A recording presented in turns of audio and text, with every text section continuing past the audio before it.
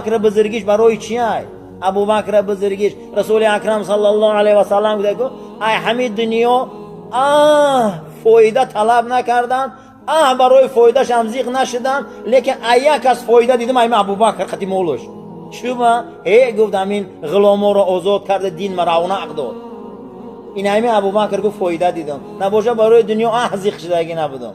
برای این عزت ابو بکر صدیق بینید، این مقامش بینید، پیامبر شناخت فدا کرد. چه برای همین اولیای خدا را اکنون ولی خدا را پیامبر خدا را داد. یعنی چیکار کرد؟ میگه همو را میگه حفظش، میگه سیستمون ببین که کجا میره، همش تقدیر الهیه، اما یک لغزش میشه و برادر آدم خودش که ره کی داد به ابلیس میبیاد. ابلیس همین خیلی فتنه انداخت که فردا شما در راهبر همین میشه، اگه بالای شما در کلان همین میشه. میگه غرور در درون دلشون آمده، میگه چنان جوشیدن که اکنون اندیشه داری.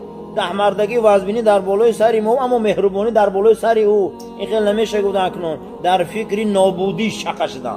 اینا بینا در فکر نابودیش فخری رازی با آورده که دونیسه باشه، گفته همین دعای اوتا ترسه.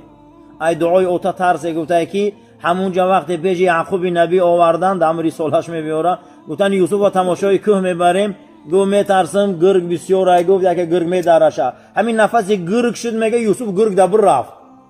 اینا میگه همین نفس کرد، ای میگه نفس پدر رفت. گفت میبرشم گرگ درد زیاده، اگون گرگ همین اگون خوف میترسه گرگ نبرش، اگون فلاکتش کنه نباشه برای تسکینی برادراش. گفت همینا نبرن، همین گرگ گفت میگه پدر نفس کرد، میگه همین یوسف در همین کمی گرگ رفت تا 40 ساله.